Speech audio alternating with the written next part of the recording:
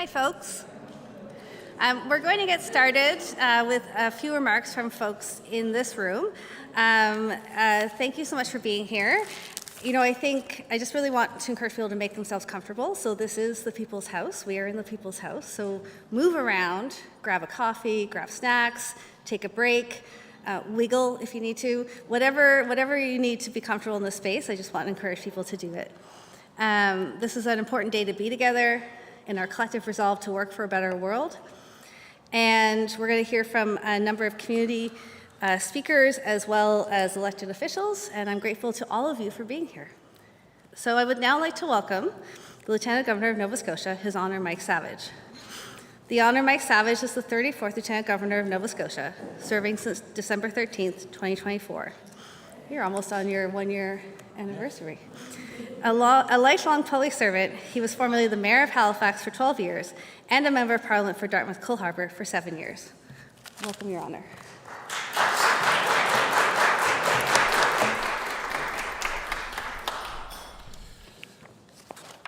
Indeed, it's almost a year since Darlene and I sat in those chairs back there with the, that's the names on them. Sam just came over and said, "That's your chair."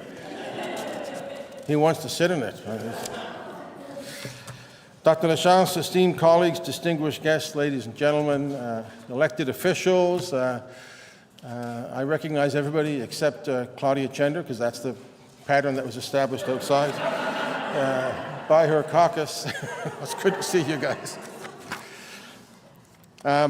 It's great to be here, and it's a privilege to join you at the Province House for this very important event, Transgender Day of Remembrance. À titre représentant de Rwanda et Nouvelle-Écosse, c'est un privilège de me joindre à vous aujourd'hui à Province House pour cet avenant important, la journée du souvenir transgender. Today, communities gather across the province to remember the lives of transgender and gender-diverse people, lives that have been lost due to acts of hatred and violence. We also come together to honor the resilience of those who continue to face discrimination and adversity with courage and dignity and authenticity. Transgender Day of Remembrance was first observed in 1999. We heard the history a bit outside by activist Gwendolyn Ann Smith in memory of Rita Hester, who tragically lost her life. What began as a small vigil has since become a global movement, one that shines a light on injustice and raises awareness about the steps that must be taken to create meaningful change. The statistics in Canada remind us why remembrance must be paired with action. Transgender and gender-diverse people are far more likely than cisgendered Canadians to experience violence, harassment, and exclusion in public spaces, in the workplace, and online. I think as Nova Scotians, we must reaffirm our shared responsibility to ensure that everyone, regardless of gender diversity or identity or expression, can live freely and safely as their authentic self. And that work belongs to all of us, in our institutions, in our communities, and in our daily interactions. Raising the transgender flag today is a symbol of that commitment. It signals that we see and honor our transgender and gender-diverse neighbors, and we stand with them. So let me just thank Lisa for putting this together. There's a number of days throughout the year that we come together to recognize and to honor the transgender community. And, you know, as we stand in this very historic building, a lot of things happen in this building. Not all of them good, but a lot of them. A lot of them very historic. But as we stand here, let's think about how we can create history by just understanding each other, recognizing the importance of everybody being who they are, loving who they want to love, representing themselves the way they were meant to be done, and that we can all live, understand that, hold hands, and say it's a better world because of that. Thank you all very much. Merci beaucoup. Wallaliek.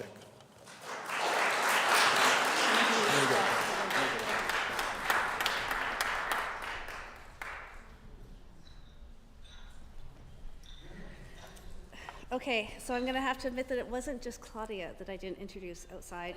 I didn't introduce myself. So, so there. I think that's even better than not remembering your leader. But I'm Lisa Lachance. I'm the MLA for Halifax, Little Sable Island. And I most definitely did not do this organizing on my own. I'm also pleased to welcome Truly Love, who's the constituency coordinator for Halifax Island. And Truly's going to take us through a few other speakers. So.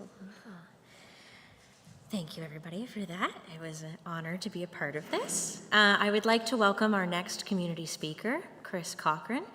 She's here today as a representative from Halifax Pride, but many of you would know her as a very involved community member, trans activist, and a very beloved drag queen here in Halifax. So please join me in welcoming our next speaker, Chris Cochran.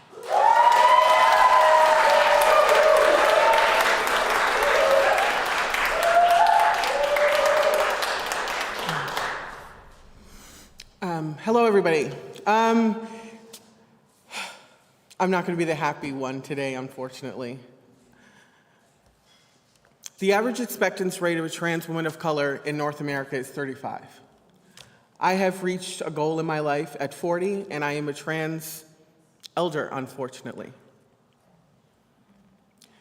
The problem that we are having in today's society is that people still see allyship as a noun and not the verb that it needs to be. You should not have to call yourself an activist, it should be shown. You should not have to call yourself an ally, it should be shown. You should not have to call yourself family, it should be shown. Trans people want to exist, they want to be loved, and they just want to be themselves. So I'm standing here in this room, and in this very large room, I'm reminded that trans women of color help to lead most of the queer community that we see today. From culture, in the ballroom, from love, on TV, from drag, as you fabulously see me do every week. Queer culture is led by trans women of color. Marsha P. Johnson and Silva Rivera were in a long list of people that have continued to become leaders, promoters, and advocates in our community. Our work is never done because, as we've seen in other provinces, such as with Marlena Danielle Smith in Edmonton, using our Charter of Rights against us, making us feel that we are less than, in the guise of protecting children, but then also not protecting them in the same way as possible. Not protecting them with their houselessness, their mental health, their school sizes, and their education. We have to continue not to only push forward, but to make sure that our voices are heard, known, and understood.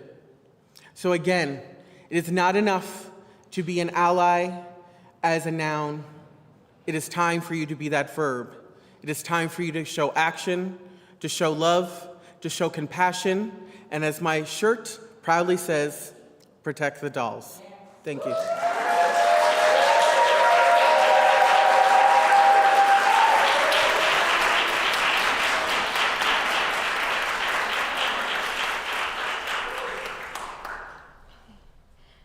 I would like to welcome our next community speaker.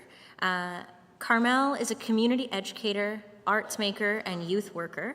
In 2019, they transitioned from a 5-year term coordinating South House Sexual and Gender Resource Center to working as the executive director at the Youth Project. As executive director of the Youth Project, Carmel holds a youth-centric approach to organizational movement and support. Carmel builds their vision from their community education background and aims to apply an anti-racist and trauma-informed framework to their work. So please join me in welcoming Carmel.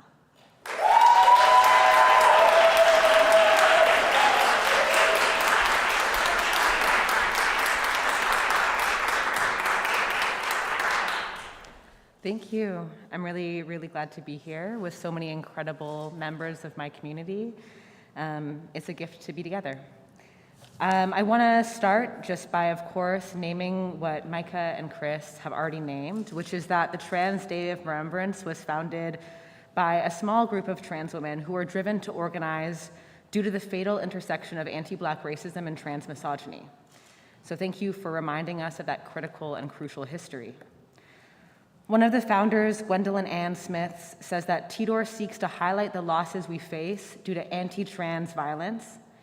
It is vitally important that those who are lost are remembered and that we continue our fight for justice. At the Youth Project, we deeply reaffirm our rooted beliefs that two-spirit, trans, and gender nonconforming people have inherent rights to life, self-determination, community, support, and love. In our hearts, we carry the word of labor organizer Mary Mother Jones, mourn the dead and fight like hell for the living. We call on our allies and communities to heed this message, which is give us our roses while we're still here. It is with this in our hearts and our minds that we celebrate, appreciate, cherish, and love all of the incredible and important two-spirit, trans, and gender nonconforming people in our worlds. But we also hold the grief, sorrow, hurt, and rage at the injustice and violence that two-spirit, trans, and gender nonconforming people navigate, confront, interrupt, and struggle with daily. It is with loving community practice and active resistance that we hold these two truths today. As we honor this day, we also navigate the intensity and fear that come from the realities of anti-queer and trans legislation and laws nationally and within the US. And we look to each other. I want to speak again to the egregious anti-trans legislation passed on Tuesday during Trans Awareness Week in Alberta. Shame. Yes. If this makes you sad, angry, upset, take action. There are people in this room who hold that direct power, and there are people in this room that then can hold the power in encouraging those people to take action. We need protective and proactive policy for two-spirit, trans, and gender nonconforming people, but especially youth and children in our province. We look to each other as change makers, leaders, as revolutionaries, and community future builders. Through these reflections, I keep coming back to the power of us as the trans community, the power of our love, and the power of our chosen families. And in this moment, I want to actually name the brilliance of two-spirit, trans, and gender nonconforming youth, and the criticality of having their voices at the table. These young people are leading crucial conversations in their classrooms and communities and amongst their peers. Given this, I want to highlight some trans youth joy. And these are just two quotes that I want to bring into this room from two wonderful trans young people. One is, I wish we talked about gender euphoria more. Chasing that euphoria is what helped me ground myself in my body. It's what let me know myself through my own eyes rather than society's. That euphoria is what connects us and lets us know that we can and will find a way to be at home with ourselves. The next quote is, realizing my trans identity meant taking control of how I present myself. And although that didn't manifest positively all the time, I want to focus on the euphoria of my trans experience. So often, only the negative aspects of being trans are highlighted in our media, but what about our joy? I've experienced so many genuine moments of pure euphoria, from changing my name to finally dressing in a way that matches how I feel, that encompasses me better than my sorrow.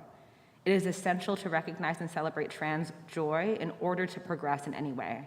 So of course, bringing those young people's voices into the room, they lead us and guide us in the ways in which we want to take this work on and show up for those young people in our lives. In our collective imaginations, we dream futures that persistently prioritize two-spirit, trans, and gender nonconforming people's safety and care. We dream of spaces free from cis normativity and instead unbound gender creativity, exploration, and magic. We dream of worlds centering two-spirit, trans youth leadership and perspective. And we contain these multitudes because as we dream, we also work to disrupt our current oppressive systems rooted in colonialism, racism, ableism, and imperialism. Through these reflections, I keep coming back to the power of youth. We love you. Two-spirit, trans, and gender nonconforming youth, we love you. The world needs you, and you are infinitely powerful.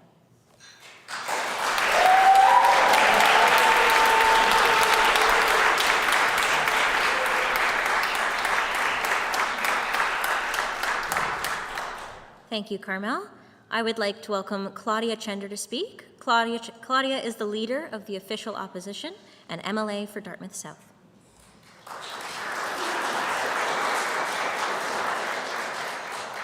I'm really here. It's always an honor to speak on this day, and I really take to heart the exhortation to be a verb. So I think that that's what we're endeavoring to do today. I think that's what Lisa's done, organizing this day, organizing the awareness. I want to start by acknowledging my colleagues in the room, and in particular, my colleagues in government, particularly in light of what is happening, particularly with conservative governments across the country. I salute the government for being present on this day. So,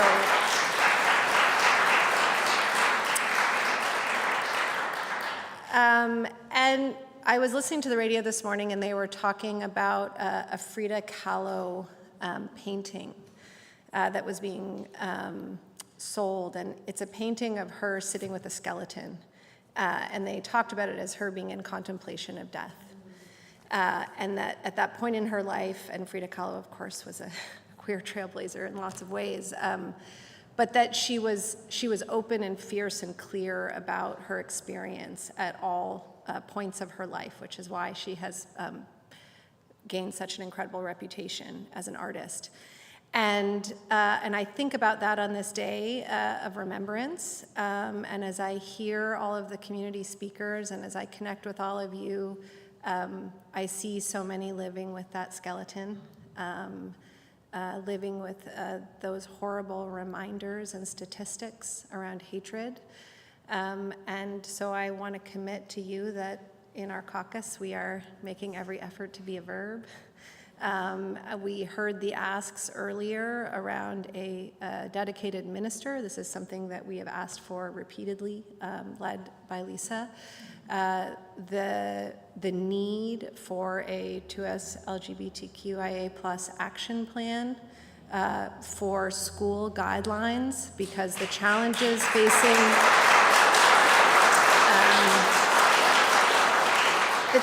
facing trans and gender diverse students are not the same as the challenges facing all students, and all students deserve to thrive, and we need to make good on the promise of public schooling, to make it a place where everyone can be accepted and everyone can thrive. And of course, we need action on housing. It's like the challenges that impact everyone impact those folks who experience more barriers more acutely, and we absolutely recognize that. And so in closing, I just want to say how amazing it is that we live in a province like Nova Scotia, the incredible diversity of our province, the incredible promise of our province, and to commit to do everything we can, and as an encourager, I think, in the last speaker, to encourage our colleagues, everyone who is in a position of power, to make good on that promise, to make sure that we all have an incredible province that we can live and thrive and experience euphoric joy in, and also just be safe and secure. So thank you so much. Yeah.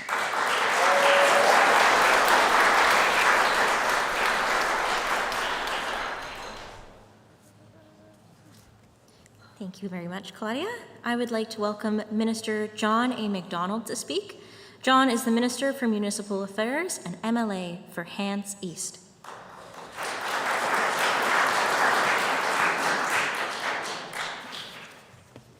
Thanks, Lisa, except the point of putting me after Claudia, because that was a great speech. Thank you, Claudia.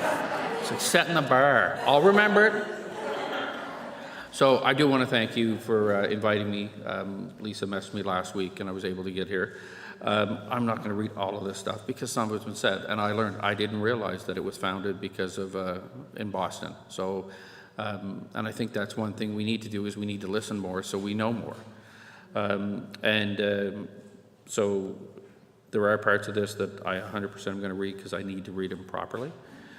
Otherwise, Lisa will say, "John, you missed a letter," and I know because her and my daughter are good friends, and I get yelled at once. So, I do want to thank you all for being here. Today is a solemn and important day. and we come together to honor transgender people whose lives have been lost to violence, discrimination, and hate, which there is no reason to have. I don't understand it. I don't understand the word hate. I've never liked. I told my daughter, you cannot like something. There's no reason to hate anything. I can not like liver, but you don't have to say you hate, because it actually, it's a word that gets people worked up, and it should. We also stand with all trans and gender diverse Nova Scotians who continue to encounter barriers that no one should have to navigate simply for being who they are. As a government, we remain firmly committed to advancing equality, inclusion, and safety for all transgender and gender diverse people. This includes the work currently underway on Nova Scotia's first 2S LGBTQIA+ action plan, and I will be happy when I can say it without having to look at notes. Led by the Office of Equity and Anti-Racism, which is Minister Armstrong, by ongoing collaboration and through the communities across the province. It's one way we're working to build a province where inclusion isn't just a value we talk about, but it's something people can see in their daily lives. Because when we stand together like this, we send a clear message that everyone deserves to live authentically, safe, and with dignity. Thank you for the opportunity to be here, to remember and to recommit ourselves to building a Nova Scotia where everyone, no matter who they are or who they identify as, can thrive. Thank you.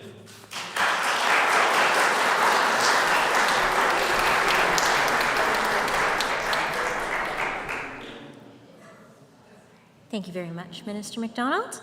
I would like to welcome Sam Austin to speak. Sam is the councillor for District 5 for Halifax Regional Municipality.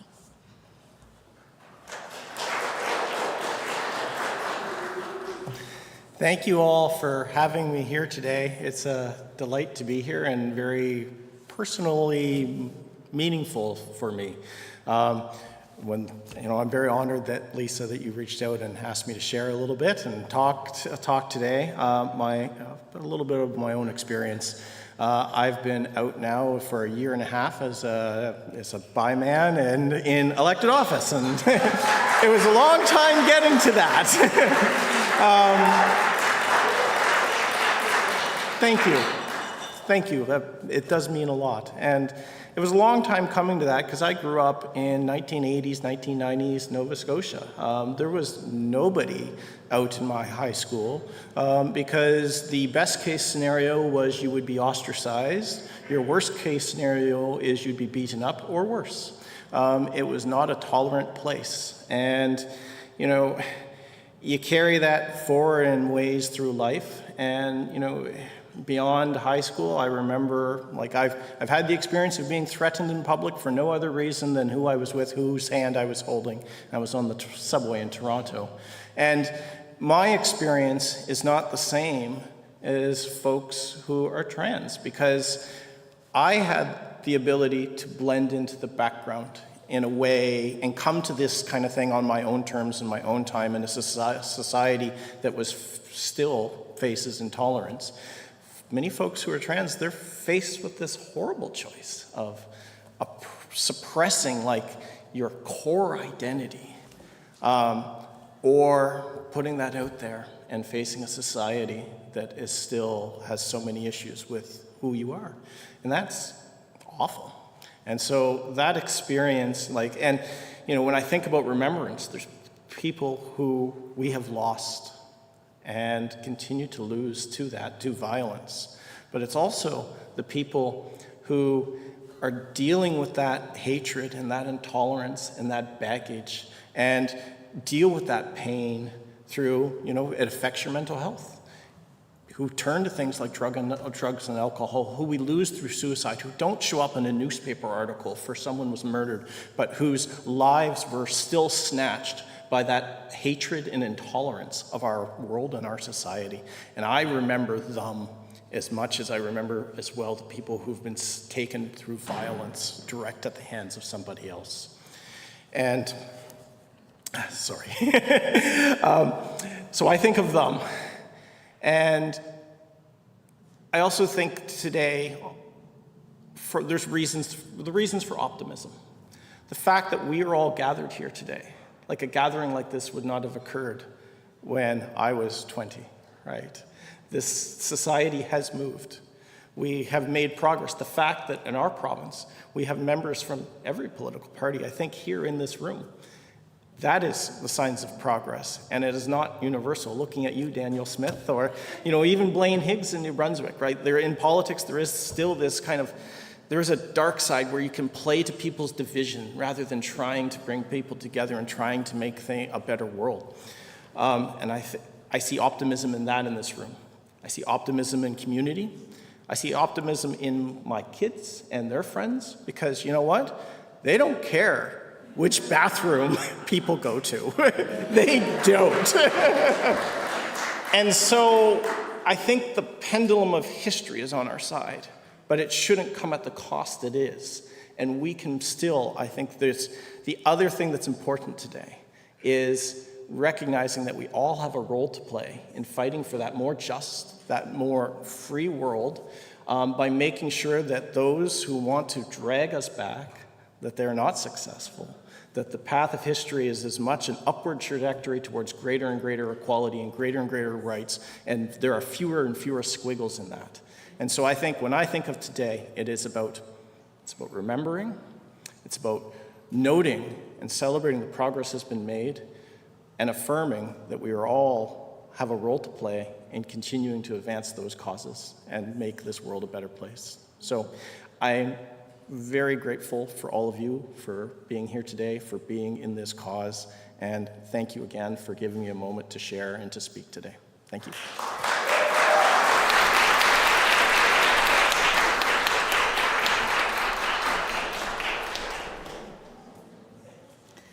So I just really want to honor everyone who spoke today and shared their experience, called for action, called for justice.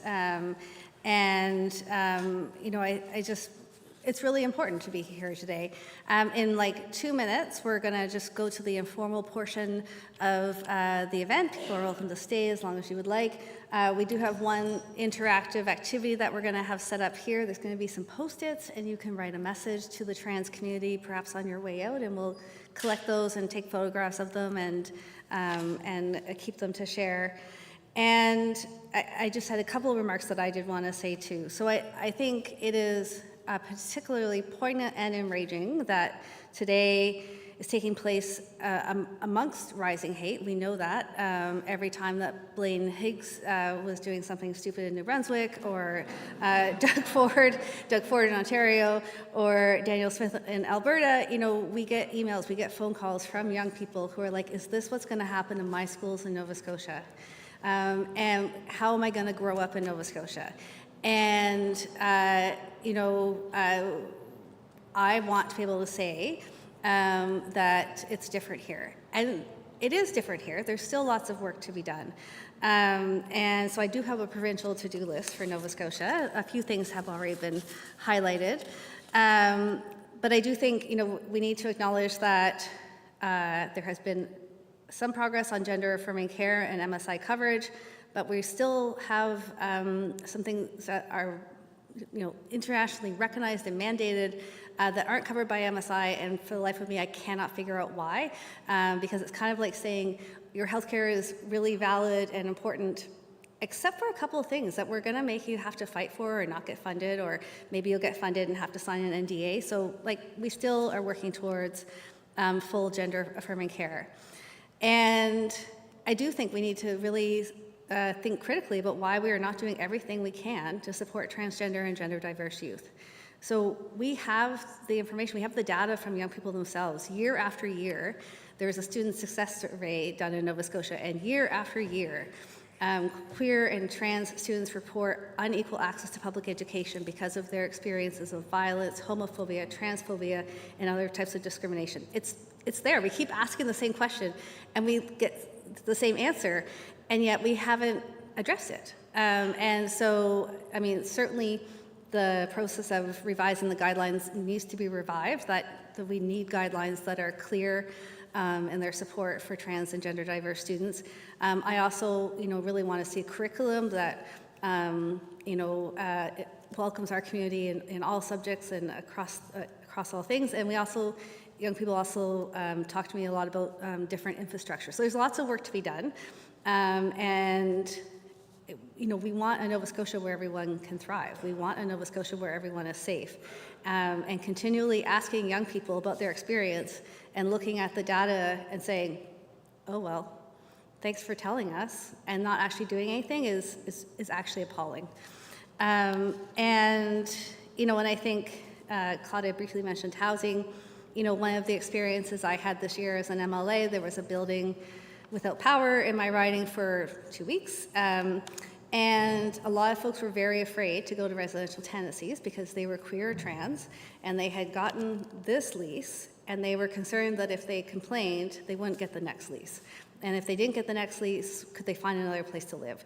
And so these are, very real day-to-day challenges for people. We also know, about, employment and that sort of thing. And all of that, I think, as Sam really sort of outlined, the sort of impact of carrying that weight is heavy on people. And so whether it's a result of direct violence or the impact of that on your health and your well-being is really critical. And so, pardon me, I'm just going to choke up here. So there's lots of work to be done. And we'll be doing that work. And I just really want to acknowledge, I look out at the faces, and there's so many people who do amazing work across the community in lots of different sectors. And, I know sometimes it gets tiring or, is hard, but we have each other.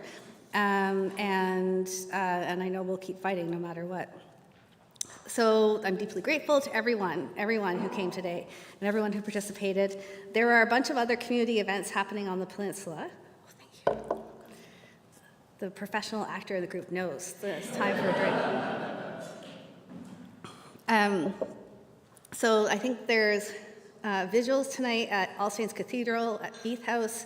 Rad Pride is hosting something that I can't quite remember the location of at this point, but thank you. I was just going to say, shout it out. So today we've had a chance to remember the past and honor those who have come before us. We have acknowledged the present in all of its challenges, and I think we are committing to the future.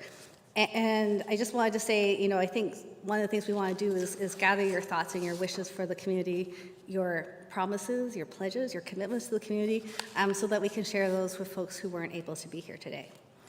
So thank you very much to everyone, and please make yourself comfortable here in the People's House and have some refreshments and hang out. Thank you.